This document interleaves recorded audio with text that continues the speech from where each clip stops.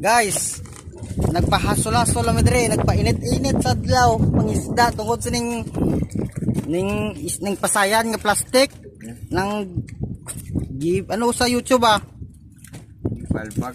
kalpak guys, di mo palitan ning pasayan ni guys kay wala gyud mo kuha gid guys. Ngara pa guys way tupa. Di makuha.